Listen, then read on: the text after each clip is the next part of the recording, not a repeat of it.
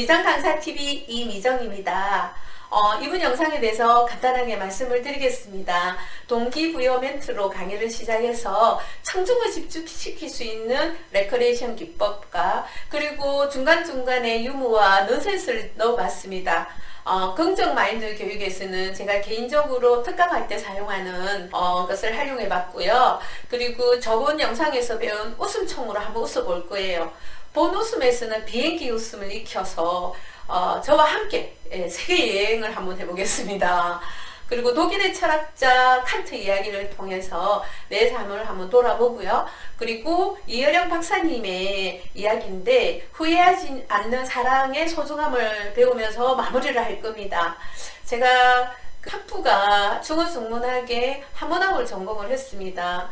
평상시 강의한다고 바빠서 인문학 공부를 하고 싶지만 못했어요. 근데 요즘에 열심히 강의 준비하고 있습니다. 일주일 뒤에 본격적으로 저도 강의가 시작되는데요. 저에게 아직 일주일이라는 시간이 남았잖아요. 그래서 웃음 인문학 도전하고 있거든요. 응원해주세요. 안녕하세요. 반갑습니다. 바람처럼 왔다가 바람처럼 사라진 대제국이 있습니다. 거품이란 뜻의 헬레 제국이에요. 알렉산더 대왕이 건설한 제국입니다. 알렉산더 대왕의 부친인 마케도니아 필립 2세는 아주 지혜로운 사람이라고 합니다. 어떤 한 부하에게 특이한 명령을 내렸어요. 아침에 일어나는 시간에 맞춰서 임금님 침소에서 대왕마마, 어쩌면 오늘이 대왕마마의 마지막 날일지도 모릅니다 라고 큰 소리를 외쳤다고 합니다. 이때 임금은 일어나서 인생은 안개와도 같으니 오늘이 정말 어쩌면 내 인생의 마지막 날일지도 몰라 라고 해서 일어나서 세수를 하고 식당을 갔다고 합니다. 이때 이 부하는 품에 있는 해골 바가지를 식탁 옆 모퉁이에 두었다고 합니다. 그러면 임금님은 그 해골 바가지를 보고 그래 어차피 사람은 이렇게 다 변하는 거야 그러면서 식사를 하시는데 있는 대로 주는 대로 드셨다고 합니다. 항상 감사한 마음으로. 그리고 식사를 다 마치고 나서 왕은 그 집무실에 앉아 있는 거예요. 그러면 그 부하는 그 해골을 또 가지고 와서 그 집무실 책상 위에 둡니다. 그러면 임금님은 또 그 해골을 보면서 어차피 모든 사람들은 이 모양으로 변해. 오늘을 최선을 다해서 살아야지 라는 생각을 하면서 하루하루의 삶을 지혜롭게 이끌었다고 합니다. 오늘이 내 인생의 마지막 날인 것처럼 정말 항상 감사하고 최선을 다하면서 이미정 강사 출발하겠습니다. 고고싱! 네, 지금부터 집중 스팟을 활용해 보도록 하겠습니다. 돼지다리 4개, 닭다리 2개라는 스팟이 있어요. 이 스팟은 좀 쉽게 다가갈 수 있습니다. 처음에 집중 스팟을 할 때 너무 어렵게 하면 잘 안 따라하세요. 그러니까 쉬운 것부터 하시는 게 좋거든요. 자, 돼지다리 하면서 엄지를 쭉 내미세요. 돼지다리 몇 개 하면 모두 4개 이렇게 하실 거예요. 맞습니다 하면서 손가락 4개를 펼치시는 거예요. 돼지다리 4개 이렇게 되는 거예요. 자, 새끼손가락에 이렇게 펼치면서 닭다리로 모두 몇 개요? 이러면 2개, 검지, 중지를 펼치시는 거예요. 닭다리로 모두 몇 개? 2개 이렇게 하는 거예요. 한 꼬마, 2꼬마, 3꼬마인데요. 이 노래에 맞춰서 제가 지금 천천히 한번 손 집중 스팟 한번 해볼게요. 돼지다리 4개, 닭다리 2개, 닭다리 2개, 돼지다리 4개, 돼지다리 4개, 닭다리 2개, 합. 그러니까 6개죠? 합은 할 때, 합은 모두 할 때는 양손을 활용해서 오른손은 5개, 왼손은 한 개 6개예요. 그리고 반대로, 합은 모두 6개, 이렇게 합니다.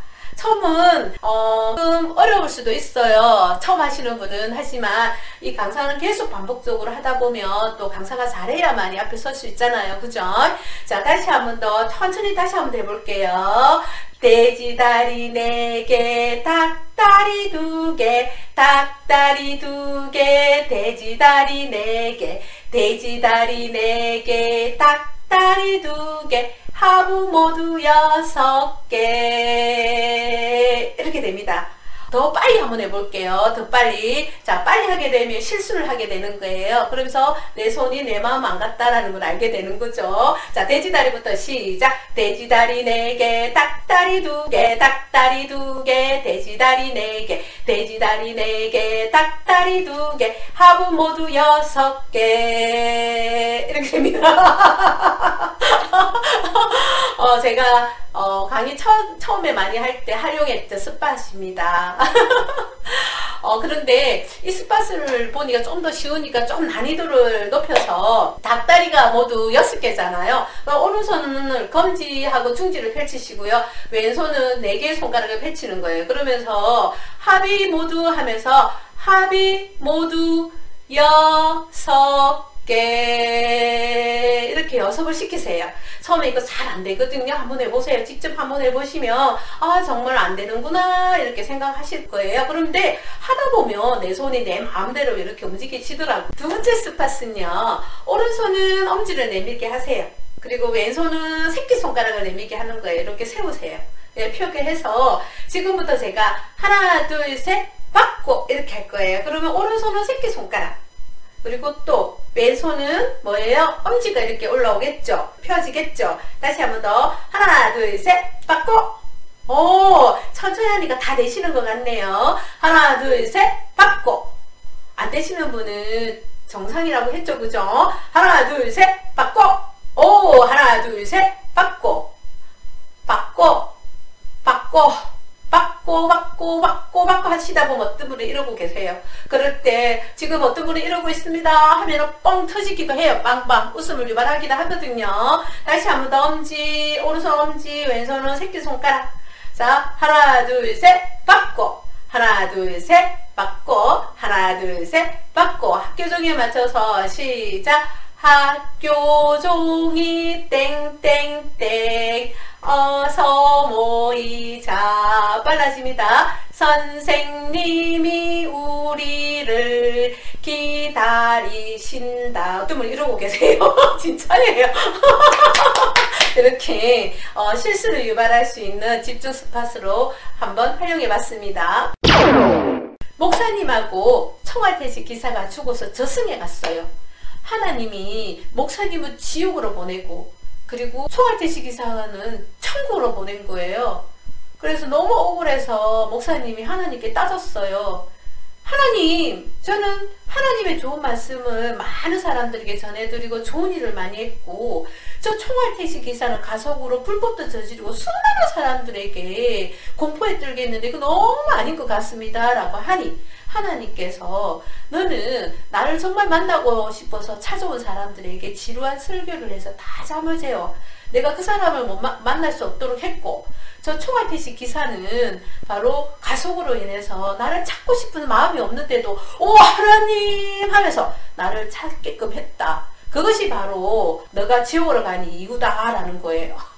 요즘에 하나님은 어떤 사람을 좋아하는지 알겠죠?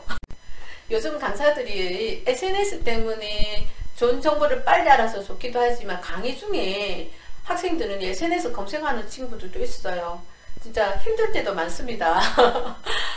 예나 지금이나 내신이 중요하잖아요. 특히 고등학교 3학년 내신은 더 중요해요.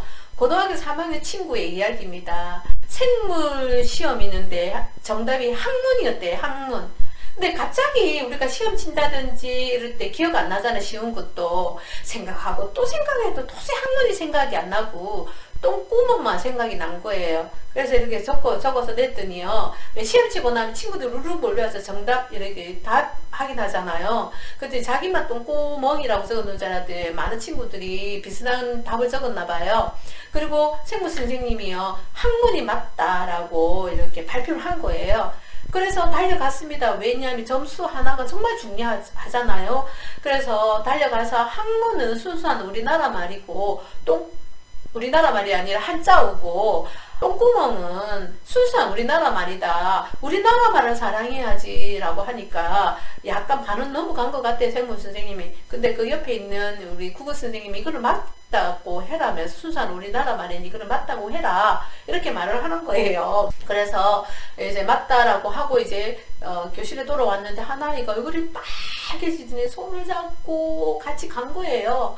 그러더니 정답이 똥꾼형 이렇게 적어 놓은 거예요. 자기 부모님 경상도 분들이래요. 어릴 때부터 똥구멍이라는 소리는 안 들어봤고 똥꾼형만 들어봤대요. 그랬더니 국어 선생님이 이건 사투리라서 인정 못한다라고 하는 거예요. 뭐 딱 똥같은 눈물을 흘리면서 국어 시험도 아니고 생물 시험인데 떡만 맞으면 맞다라고 해달라고 그렇게 빌었대요. 그랬더니 생물 선생님이 생각해 보겠다라고 했는데 예 정말 성리한 것처럼 딱 나타나니까 교실에 있는 친구들이 다 뛰어간 거예요. 몇 명 친구들이 자기도 맞게 해달라고. 어떤 친구는 똥꾼형 아니면 어떤 친구는 똥꾼형 이렇게 만든 적은 친구들도 있고 많은 친구들이 이렇게 적은 친구들이 있는 거예요. 그래서 그 생물 선생님은 똥구멍 때문에 일주일 동안 시달렸다고 합니다. 그리고 학문하고 똥구멍만 맞다고 인정을 했대요. 그런데 한 명 친구가 아무 말을 못하고 써누스만 찍고 있었어요. 그 친구가 적은 정답은요 똥꼬였다고 합니다. 똥꼬. 우리나라가 이렇게 잘 살게 된 것 중에 하나가 새마을 운동의 효과라고 합니다. 그래서 우리 새마을 운동이 좀 못 사는 나라에 수출되고 있다는 거 알고 계시죠? 요즘 주민 역량 강의를 많이 하는데 거기에서 신새마을 운동에 대해서 강의 문의가 좀 옵니다. 새마을 운동을 공부를 하다 보니 구호가 있더라고요. 할 수 있다, 하면 된다, 그리고 해야 한다라는 구호예요.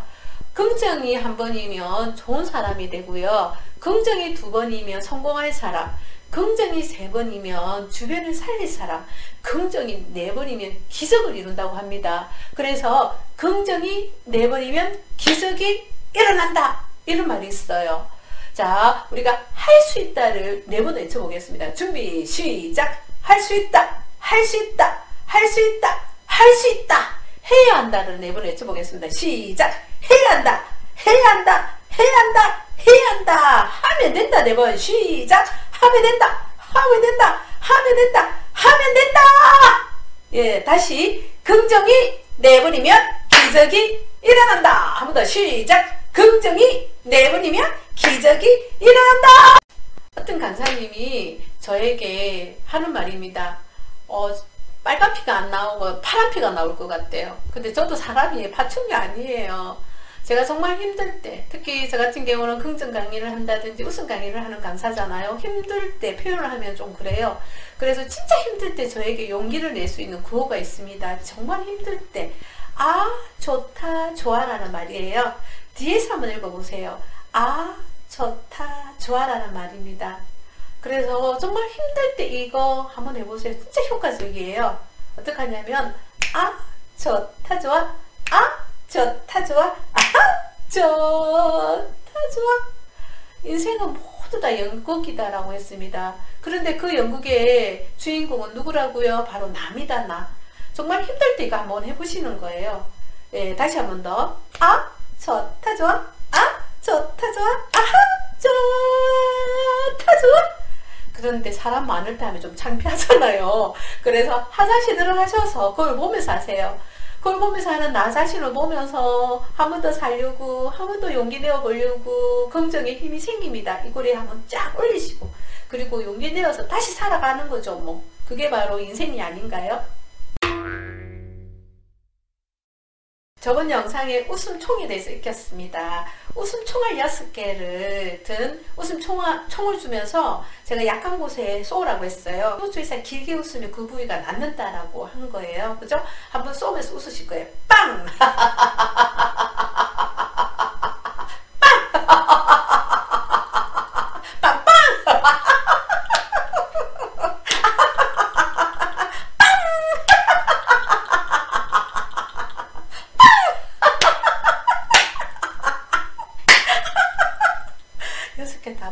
맞아요? 지금 너무 늦은 저녁이라서 평소에 스트레스를 너무 많이 받아서 우울증에 걸린 남자가 유명한 스님을 찾아갔습니다. 가르침을 받기 위해서. 예, 절에 도착하니 스님이 산에서 간 내려오고 계신 거예요.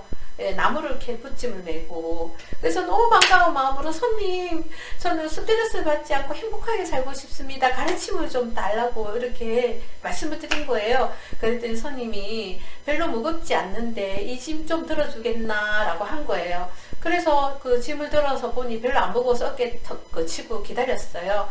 스님이 빗자루를 들고 어디 마당을 쓰기 시작하는데 30분이 지난 거예요. 근데 어깨가 설설 이제 아프기 시작합니다. 그리고 방에 들어가시더니 가위를 들고 나오더니 또 꽃을 따기 시작하는 거예요. 허드레진 꽃잎을. 근데 그것도 30분 정도 계속 기다리는 거예요. 근데 어깨에 이제 돌바위처럼 이 짐이 무겁기 시작하고요. 정말 참다 도저히 못 참아서 스님한테 언제까지 이거 짐을 들고 있어야 됩니까? 라고 하니 그 스님이 너무 놀라서 아니 내려놓지 왜 아직까지 들고 있는가? 이런 말을 하는 거예요.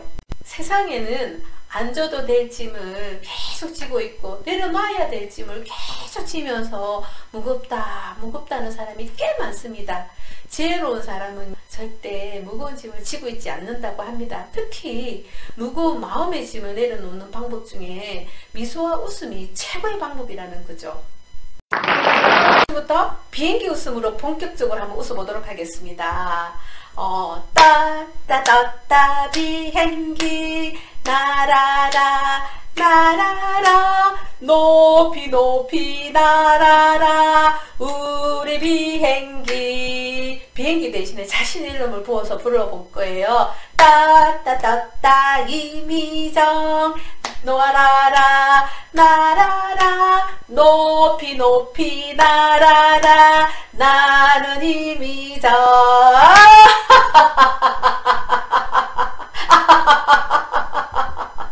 이렇게 자신의 이름을 자주 불러주면 자존감이라든지 열정이 엄청나게 생긴다고 합니다. 네, 지금부터 신나게 비행기 타고 여행 한번 같이 떠나보도록 하겠습니다.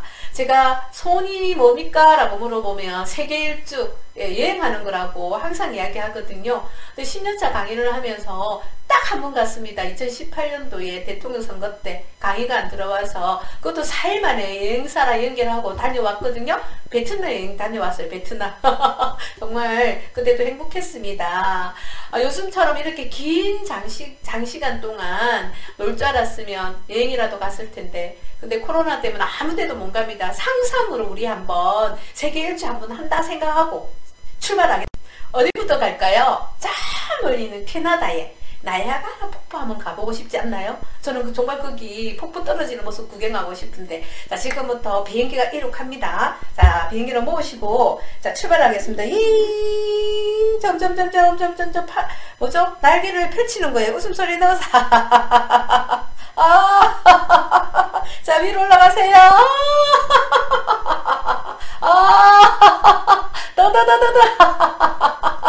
자 옆으로 펼치시고 나이아가라 폭포 쪽으로 방향을 턴하세요.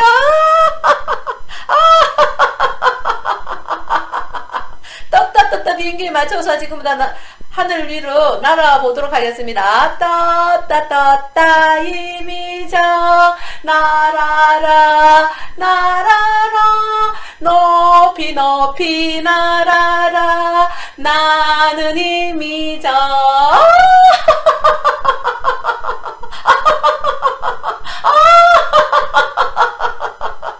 야, 저 아래 보니까 나이아가라 폭포에 다 왔습니다. 자, 지금부터 착륙하도록 하겠습니다. 자, 웃음소리는 바로 날개 넓이만큼 점점 줄어드는 거예요.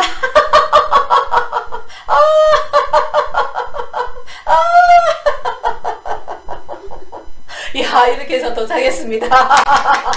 네, 이렇게 많이 웃으면 눈물 나잖아요, 눈물. 넌센스 퀴즈 하나 내볼게요. 눈물은 씨앗이다라는 거를 뭐라고 할까요? 넌센스로.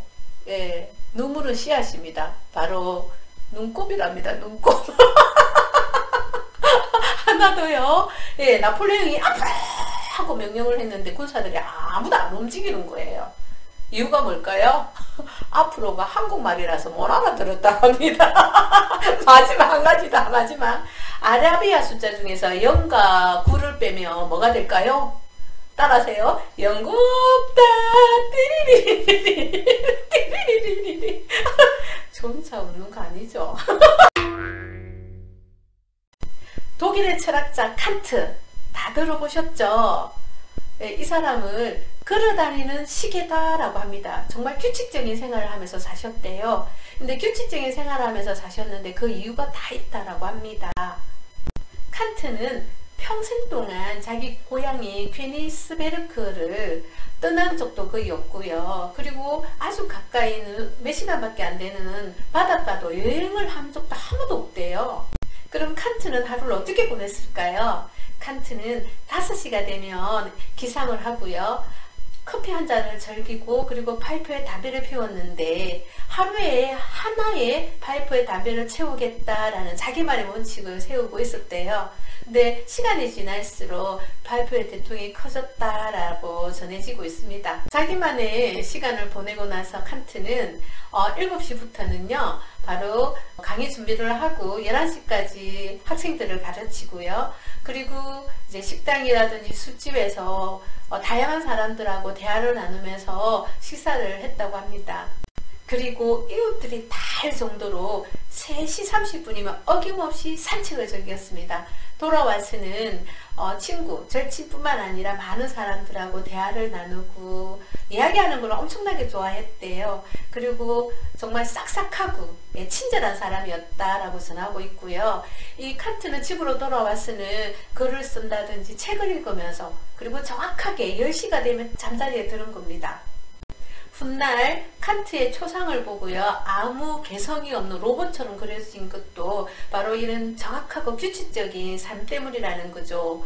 그리고 독일의 시인 하일리 하이네는 바로 이 규칙적인 삶 때문에 그를 재미없는 사람이다 라고 표현을 했다고 합니다. 그리고 만프레드 키는 칸트가 모험적인 삶을 살지 않는 것은 건강 때문이래요. 육체적으로 타고나게 허약 체질 때문에 자살하거나 그리고 나는 왜 이렇게 태어났을까 한탄하면서 살만도 하지만은 이 칸트는 규칙적인 생활을 하면서 자기가 부족한 것을 이겨내려고 노력했다라는 것입니다. 칸트의 삶을 통해서 저를 또 한 번 더 돌아보게 됩니다. 만일에 강의가 시작되고 전국을 다니면 현실적으로 시간적인 여유도 없을 거고 규칙적으로 동영상을 올릴 수 있을까 걱정을 하기도 하지만 이 칸트가 그 허약한 체질을 규칙적인 생활로 이겨냈듯이 저도 규칙적으로 영상을 공유해 보려고요. 그리고 마음의 여유를 가지고 인생을 또한 즐겨보고자 합니다. 다시 한 번 더 저를 위해서 지금 이 순간 저를 위해서 웃어보려고요.